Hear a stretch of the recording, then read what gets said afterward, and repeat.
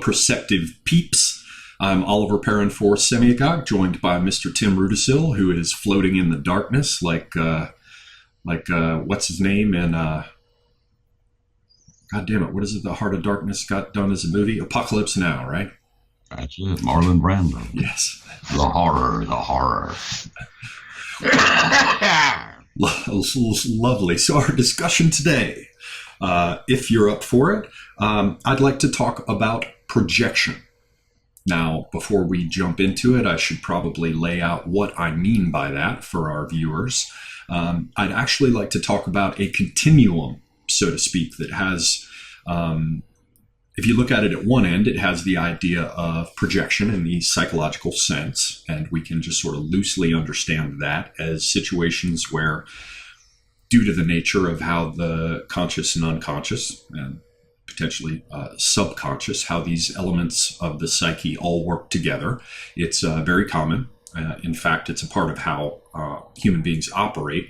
It's very common for people to take aspects of themselves that they have yet to fully come to terms with or become conscious of and project it, this content, if you will, onto those around them as though they're social group that they're surrounded by is little more than a collection of screens that they have found suitable for the projection of these characteristics of themselves. It's one of the things, as you well know, that I dislike about collectives, the way in which it tends to slow or retard the process of individuation because they're all like one little interconnected person trying to be born, with everyone projecting this part and that part and reciprocating that process in various ways.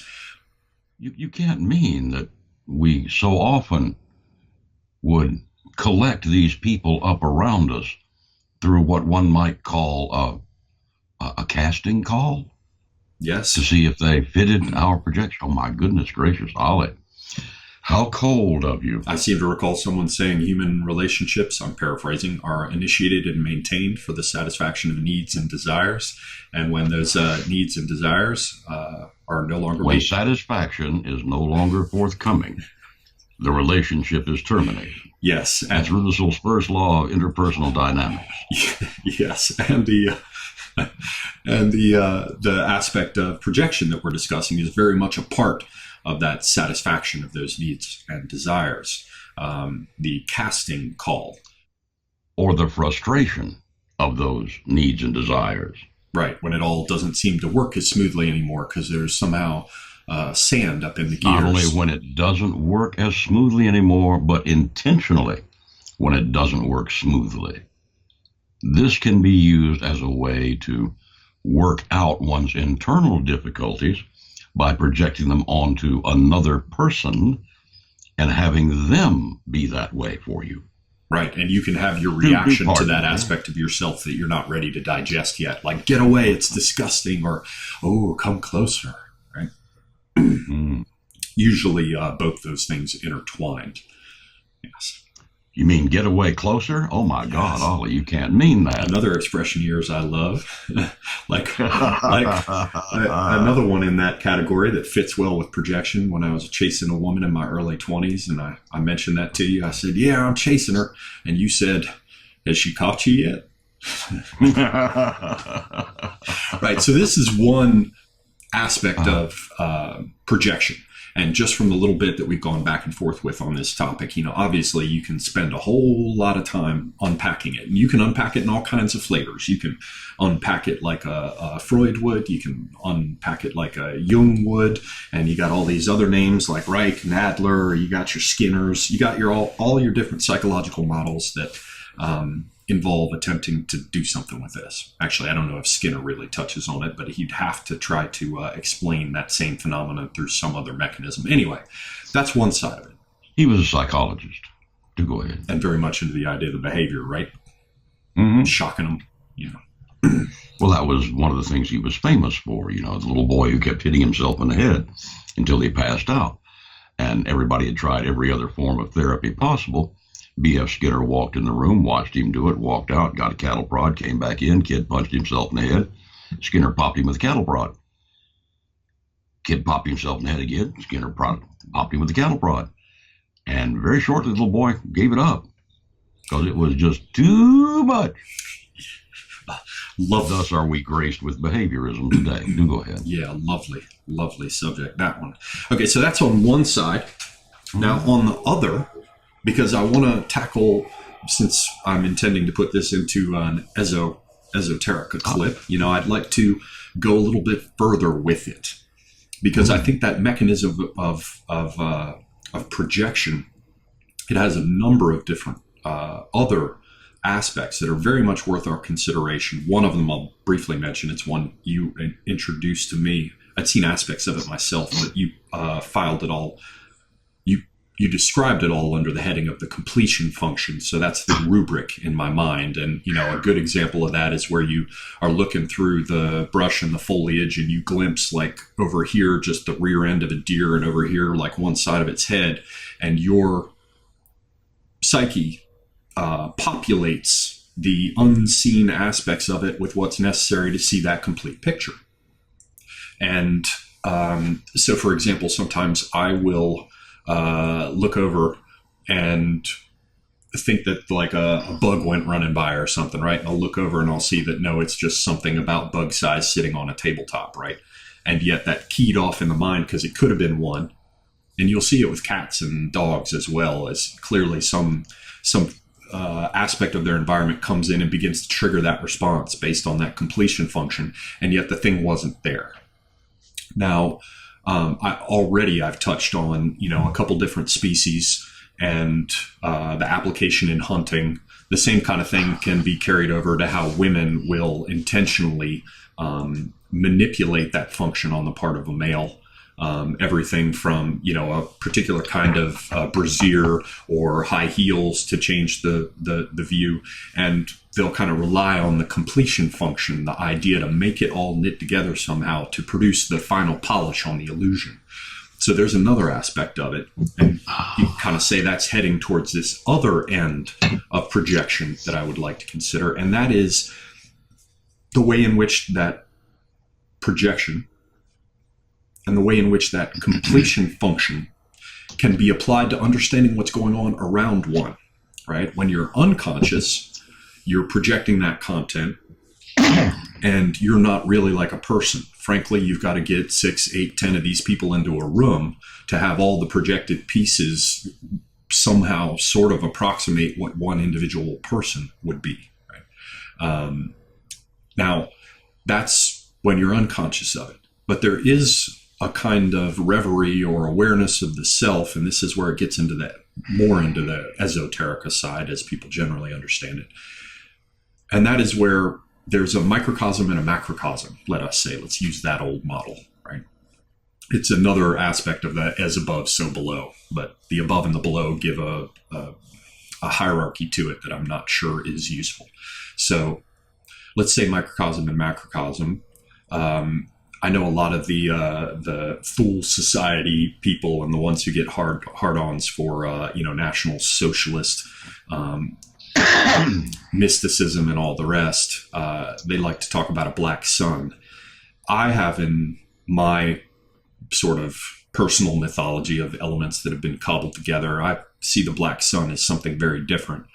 I see the black sun as the quote-unquote light. And the inversion of everything in that the sun is black is very important in this, because the reality is that you're not really producing light, but it is a thing like a light source that sheds its light on the interiority, on the microcosm, which can be conceived of as a reflection of everything that's out here in the world around us.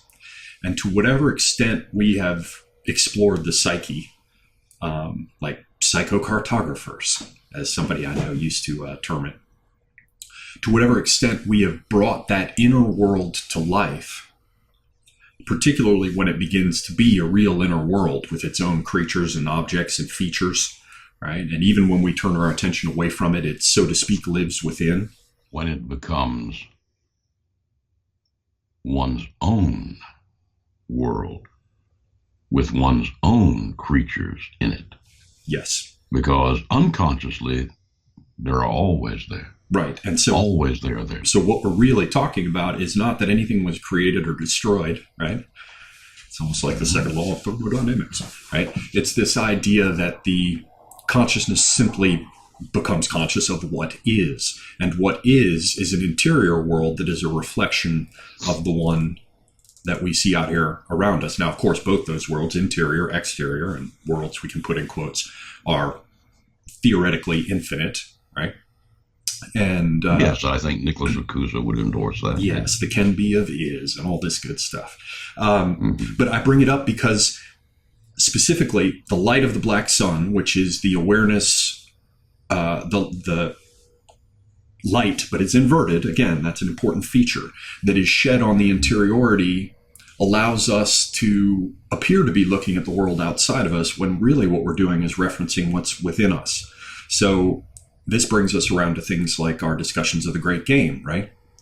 I know for my part, and I suspect it may well be much the same for you, it's not so much that you're looking at the world out here and seeing what's happening. It's that you're constantly refining an inner picture that is a reflection of that thing. Now, I have to make a parenthesis here and say, yes, what you already pointed out, that inner world is already there. So it's not truly being refined. It's not that it's getting more accurate or whatever, but more like sandblasted, do you think? To reveal what's there, to remove accretions and verdigris, so to speak.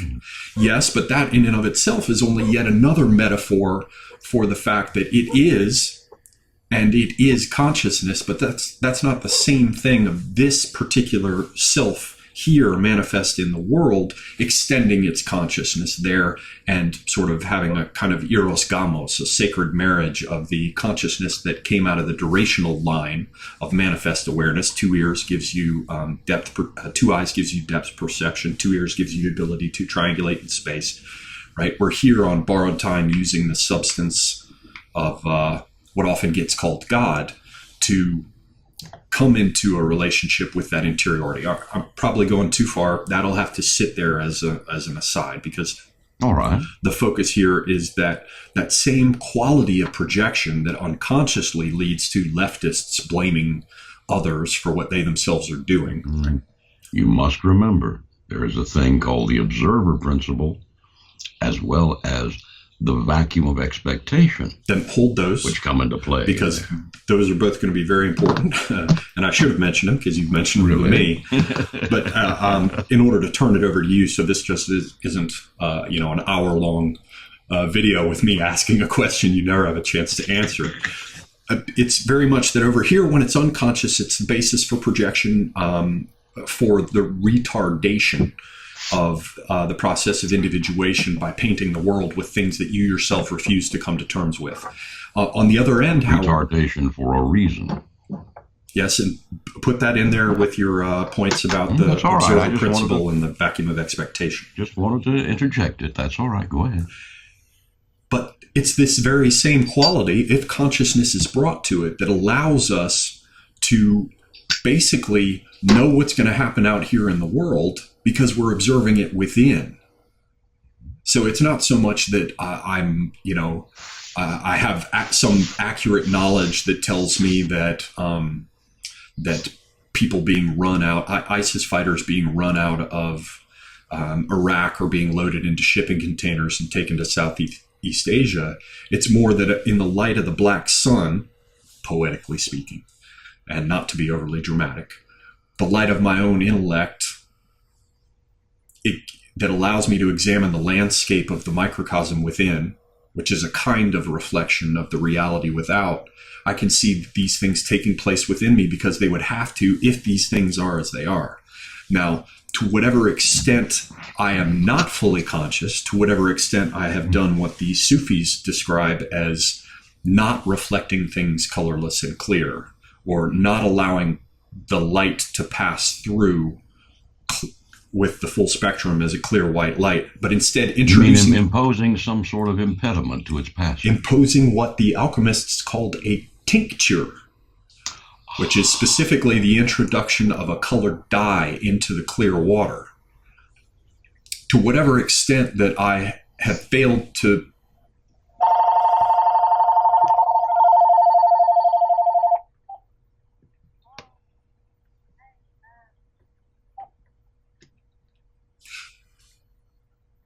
to whatever extent that I've had a misunderstanding or have failed to really come to terms or understand or experience or contemplate or participate in that awareness, then it's as though the mirror of my interiority that reflects the macrocosm as a microcosm has these funhouse aspects and distortions. And those distortions can perhaps lead me to misread what is out here in the big world that I'm trying to understand through projection, the completion function, and the rest. And I know this was a really long-winded thing. I'm hoping, I know you get it, but I'm hoping our viewers get that I'm really trying to highlight a couple of important things. The one is that the same projection that can cause all these problems, granted that it's necessary, right? That's where you said for a reason. The same thing that causes trouble down here is a tool that can be enormously powerful over here. But to whatever extent the gift of isness, of consciousness, is not passed along colorless and clear, and a tincture is introduced, then you get distortions in your ability to read circumstance. So the reason this is interesting for me is because, on the one hand, it's highly abstruse, esoteric, a strange subject of consideration, but we can see how it applies over here in psychology and interpersonal relations and getting on with people in life. We can see how it applies to individuation, and even how that individuation, if carried over into a more broad and inclusive metaphysical context, has to do with self-realization, what likes to be called enlightenment, this kind of crap. And yet, again, it bounces back to that initial aspect of projection, in that those same features have to do with how we view the world, anticipate what's going to happen, and better effect agency. It's like the Austin Spare image of the hand raised with I in it, right? The consciousness is the I in the palm of the hand.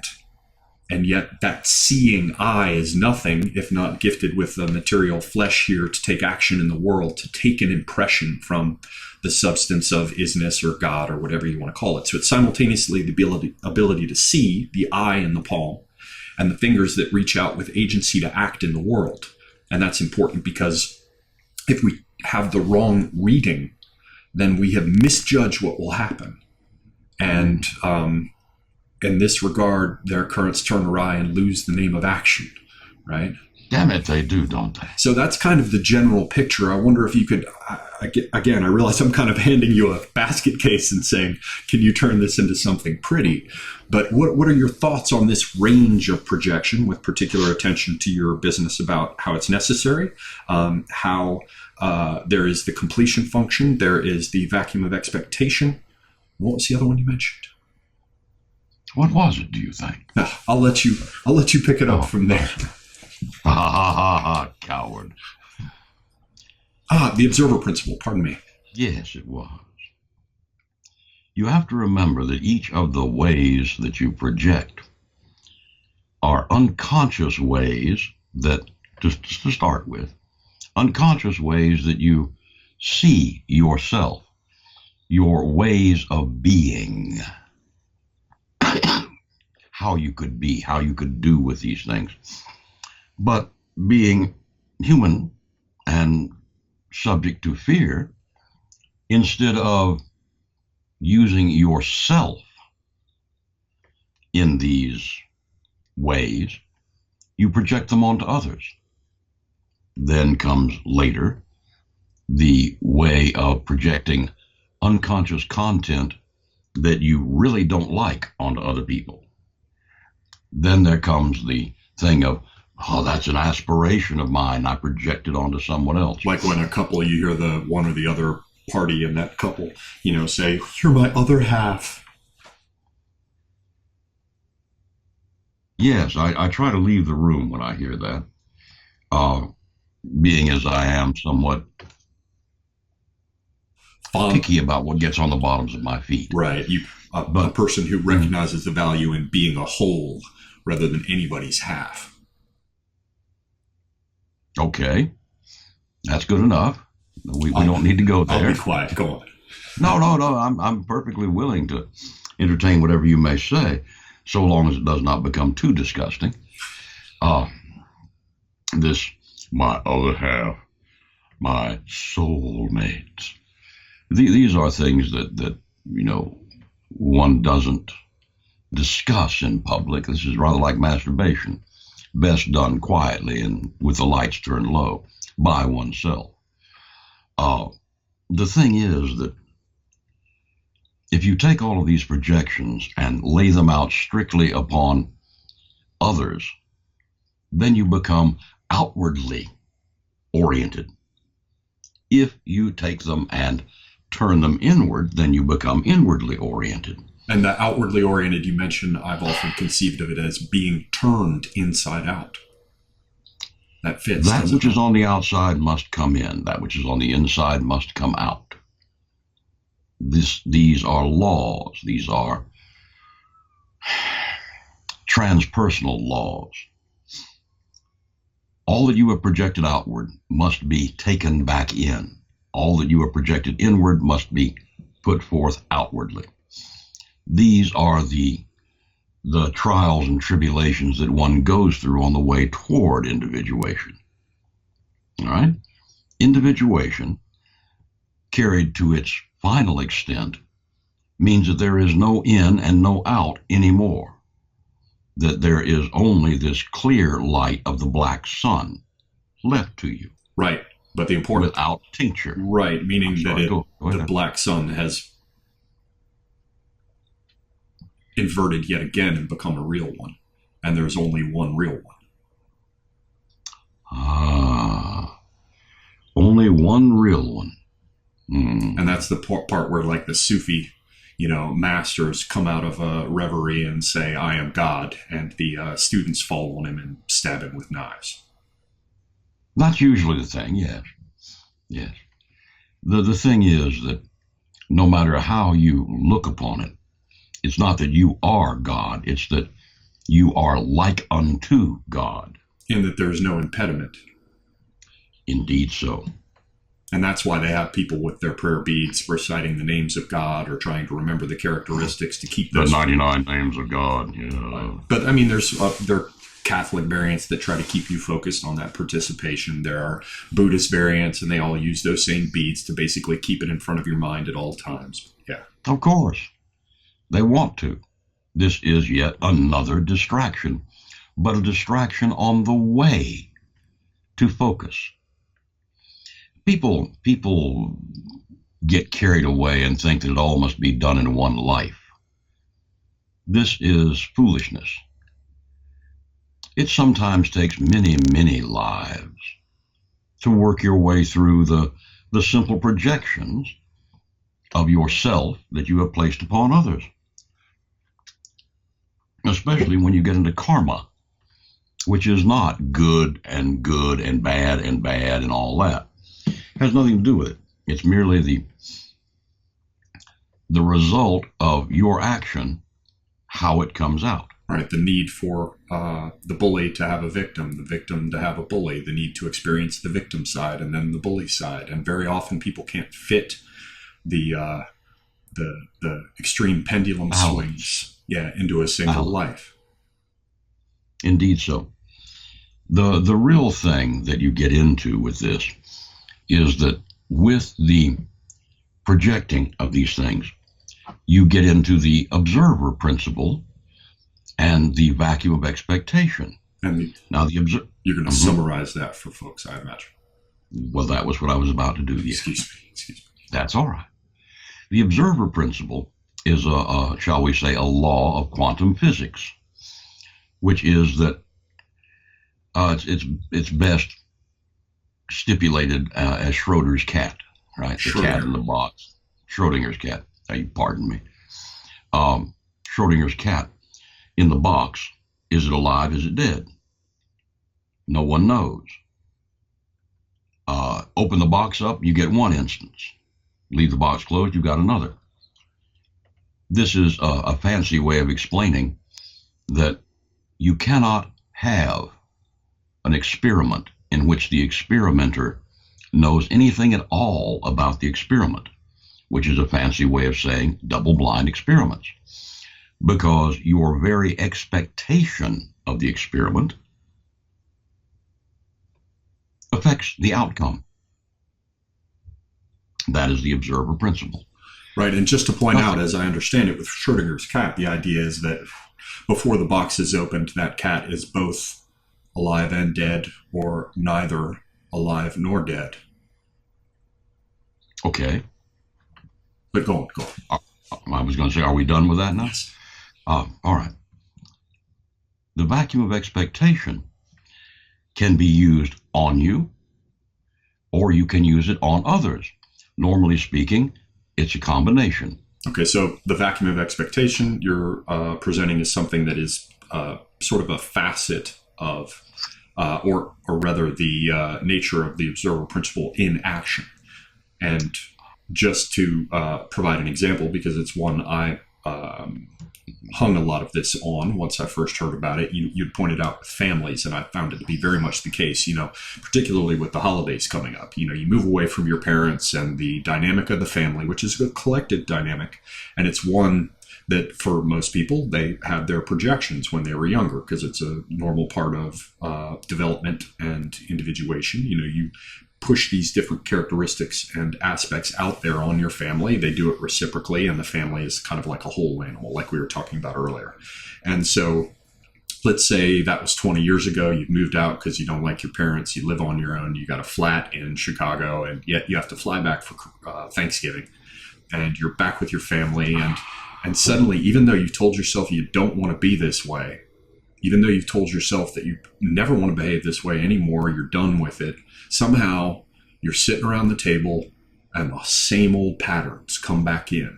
That is the vacuum of expectation, or at least one aspect of it, right? Where you get pulled back into these roles because of the need on the part of others to continue to engage with themselves and you through that matrix. And your willingness to engage with them through that matrix. And the fact that you haven't fully resolved it, it's still at least partially unconscious, or it wouldn't continue to happen. Okay.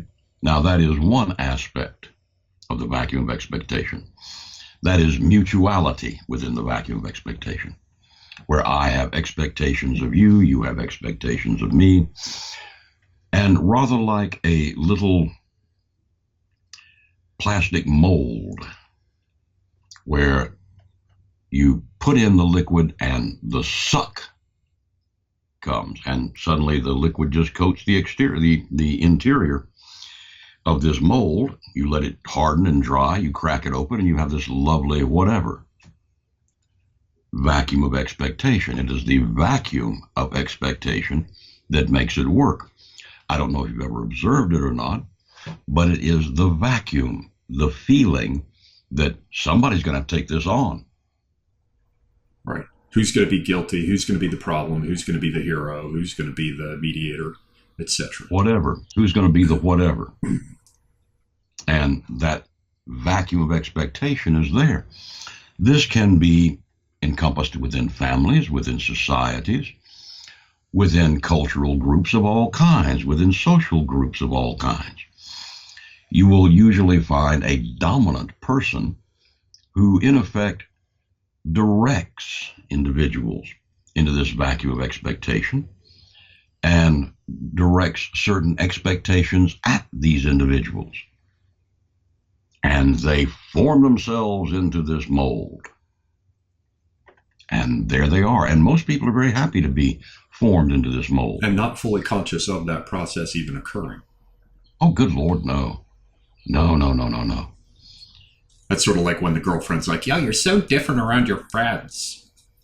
You treat me so different when your friends are around. Yes, because I have formed a multi-headed animal with them based on the relationships required there, and there's some sort of static between that set of roles and the roles that I would normally play with you. My golly, Ollie, you just said that so well. I'm proud of you.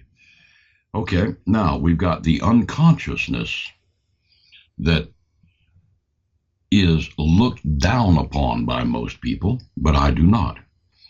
Because the unconsciousness splits into the regular unconsciousness and the supra-unconscious. You have the ability within the supra-unconscious to subsum and to see the point of everything very quickly. And I want to throw in a Very point quickly. here, because most people, Please do. because of the models of, for example, with Jung, they posit the collective unconscious. And I think that there is a thing that we could call the collective unconscious. It's very much there. There is. However, I think most people confuse what you're talking about, this supraconscious, with the collective Unconscious. with the collective unconscious. And what I'm trying to posit here is that there is a supraconsciousness, so to speak, or a greater consciousness, and that it contains within it, and this is very much the point of the whole black sun thing, everything that people imagine is in the collective unconscious. So most people think when it's going to get greater, it's going to go downward and outward into this idea of this much broader collective unconscious, and that it's all shared, and that's the level at which we're all just drops in an ocean where it's impossible to distinguish ourselves. And yet the way I see it is that it comes up and widens out individually, where the individual superconsciousness has everything in it, a world without end, Leolam Amin, right? Yeah. And yet it's entirely individual. Yes. So I don't need to look to the collective unconsciousness, for example, for the operation of archetypes, because I can find them, so to speak, in this superconsciousness. Though it can be quite useful. Yes, and ultimately, where we will arrive, that point at which the inside has come out and the outside has come in, and the distinction is no longer meaningful. At that time, also, this idea of the collective unconsciousness and the individual superconsciousness is no longer necessary as a part of the model. One simply is. But I just wanted to throw that in. Well, that's good. You see, the thing is that this collective unconsciousness is a vast ground upon which we all tread. The individual unconsciousness and the individual supra-unconscious are our own. You see? So what we have is the ability to tincture them up. In other words, to have unicorns, to have fairies, have all of these kinds of imaginary things that are there but they're not. And even sometimes imaginal things, which are very much there, but they're not. Yeah, now that the imaginal is a thing that we are not going to get into at this particular juncture. We haven't the time for it. Right, but just to leave a little ligature there, the imaginal world is that microcosm that is the individual superconsciousness. Yes, it is. But we don't have to talk about it from that perspective. We'll stick with it as the projection. But I do hope that I haven't killed all the time available to you to connect it up to things like we do in some of these videos where we try to imagine what's going on in the world. Well, you see, you take a nasty old man such as myself, who has seen so much, done so much, and put him with all of this stuff from, let's say, Africa, you see. And he takes a look and he sees that Angola at one time took in a lot of Cuban communists. Didn't want them, but it took them in because Fidel Castro sent them over with AK-47s. And then in the 70s and 80s, here came the Chinese, you see. And these Angolans were suddenly mad at the Chinese because the Chinese didn't give them enough shit, you see. Now, why were the Chinese supposed to give them anything to begin with? What is the projection and the appreciation of all of this? Well, Why? I just took a look at what's his name, the crocodile, who I know we're not talking about Zimbabwe, but, you know, That's true. not far from Angola. I looked at the business of the crocodile coming in, and I wondered why you kept hammering on the crocodile god. And I knew about Sobek, you know, the Egyptian crocodile god, and the way in which that proliferated across Africa, much like Ifa and his scales and his feather, right? With, I think it's Maat, the god of truth, if I'm remembering it right. Yes, you are. So I was like, wow, did Tim happen to know something? Let me go look at cannibalism and crocodiles and all the rest in Zimbabwe. And sure enough, I found echoes of those same elements. Not the exact same thing, but the same ones are in play. And I bring this up because it illustrates, I think, what you're talking about. It's not that you looked in a newspaper and knew that right now something was going on with cannibalism and crocodiles. It's that you have alive within you the images of these levels and places. And it's less about knowing that it's there in this time and place and more about knowing that it must be there in some fashion because it always is. Yes. But back to Angola. Very much didn't so. mean to cut you. Well, not a big deal. You adequately explained it. You see? You have a lesser group, even though they own the country, having a higher organized group come in and start building stuff and start putting up buildings and railroads and all this nonsense. And yet you have this lesser group that's lesser endowed, or no lesser endowed, excuse me, with the ability to do things, but doesn't have the drive to do them yet. And I emphasize yet. But wants the proceeds from it. Because after all, we are one huge village, one huge tribe. And you've got these goodies, but you're not giving me any of these goodies. Interesting projection, don't you think? Papa. A lot of stuff is going on there. Now, this is why I do not worry about the Chinese going into Uganda and all those other lovely places in the African states organization, because they will run directly into that again. You see? Now, they were unable to give these things to the Angolans because the Angolans didn't know how to use any of the things that they were presented with. Right. It's like it's your cargo cult example, right? Exactly. If you take someone into this and you say, okay, fine, you do this and this and this, and they go, huh?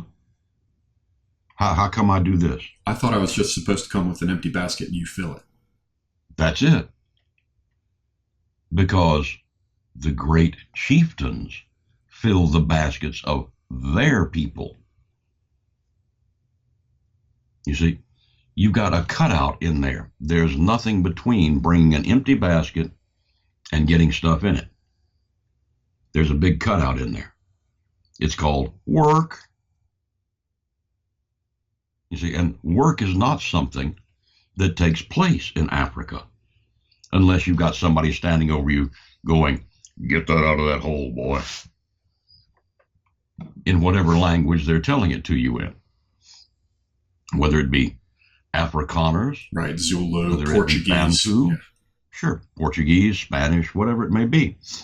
The point is that unless directed to, or unless they have to, they're not really going to do anything. In the Congo, they have all of these little mines, getting out all of this mineral, whatever it may be. Okay, fine. They scrounge up this mineral, they run off and they sell it. But there are all these little mines defended across this huge plain.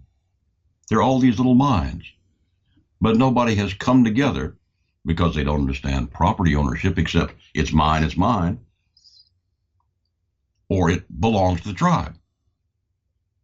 They haven't come to the conclusion yet that somebody could establish a mining company, come in and do this thing, right?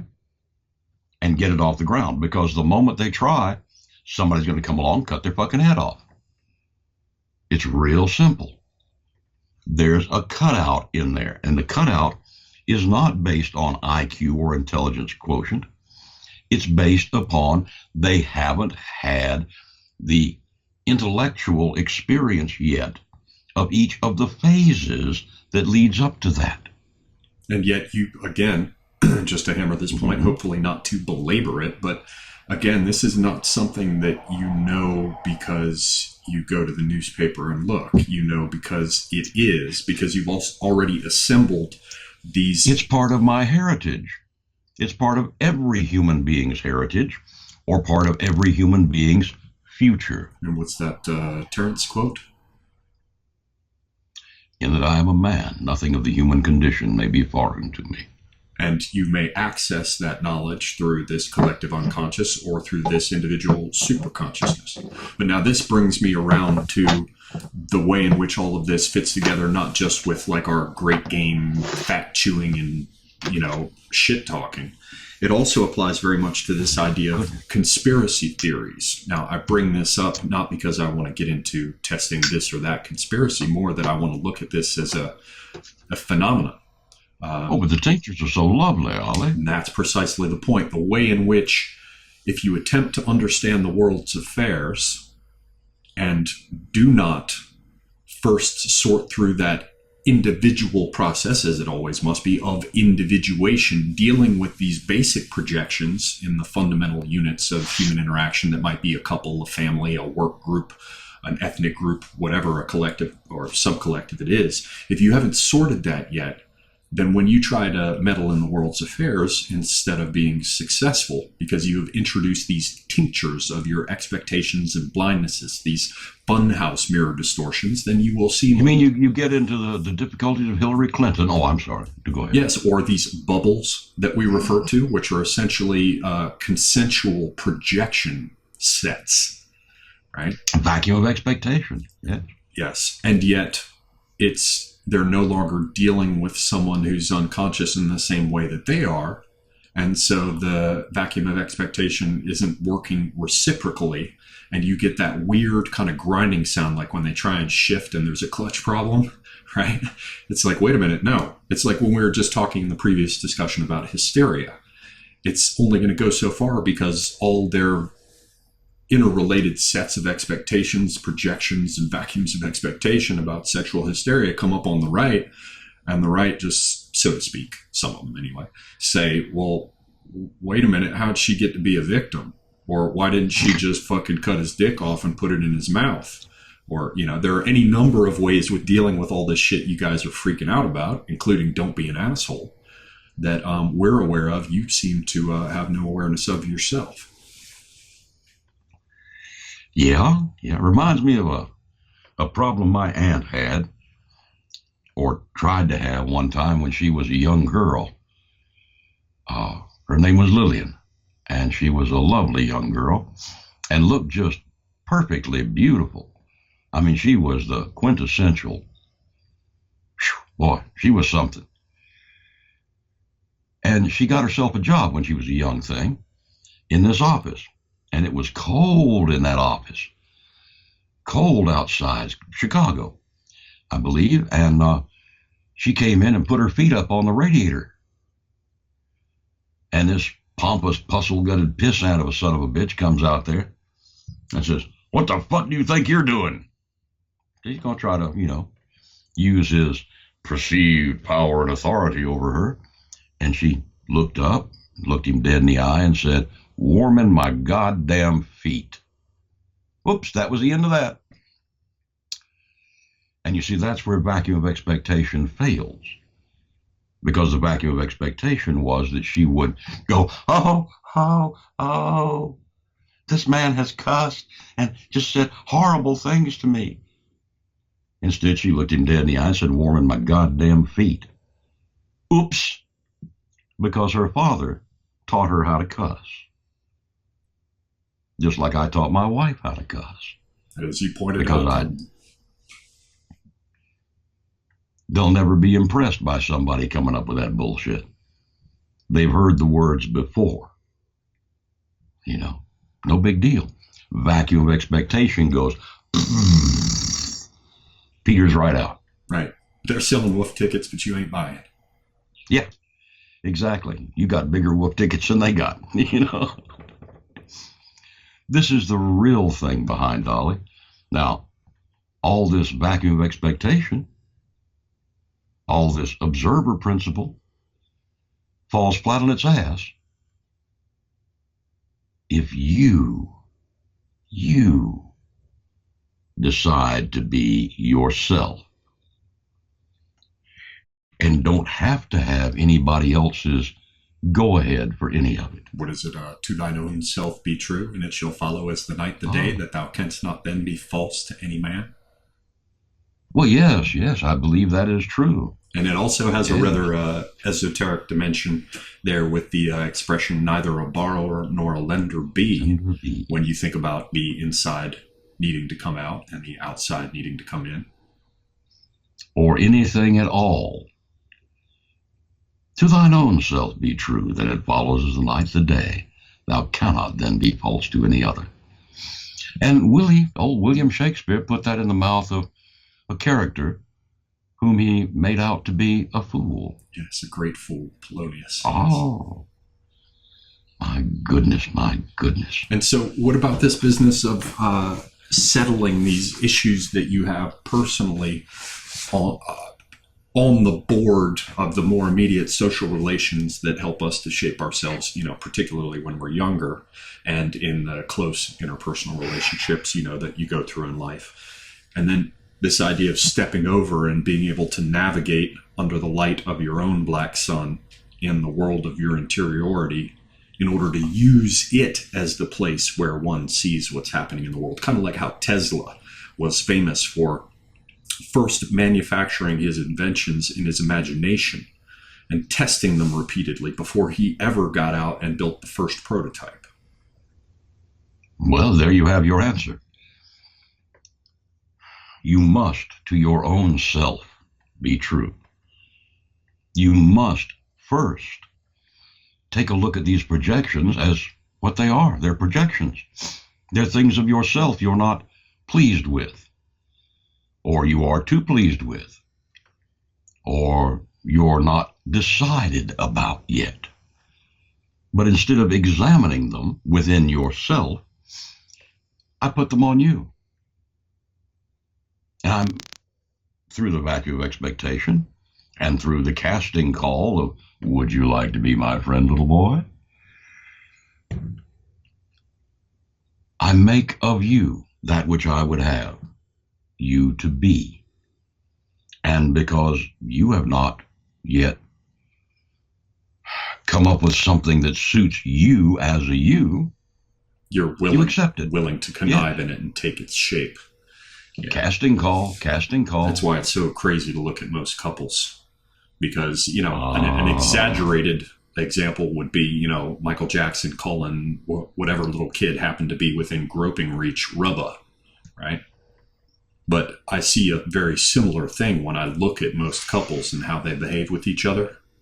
Mm-hmm. It's a very strange thing to see how they become. I mean, you want to say a beast with two backs in terms of the metaphor for fucking, but it applies. Not a beast with two fronts. Applied, yeah, or an Eton, with two heads. It ends up. You see how neither one of these participants in such couples is an individual.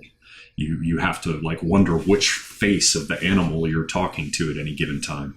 And much like they have in jokes, as a ridicule in fairy tales and the things, it's very much like the giant whose two heads turn towards each other and start arguing, and just as productive, just as ridiculous. Or turn outward and start arguing two different points of view that interlock. And direct them at you. Then you have to wonder what the vacuum of expectation is they have for you. How are they going to try to use their power to change you?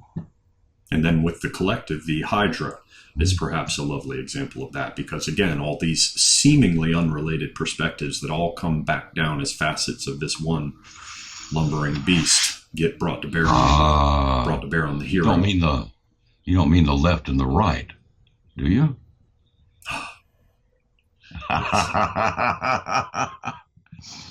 You don't mean the way in which white nationalism and all that sort of nonsense is coming out in the collective now. being faced as it is with all of this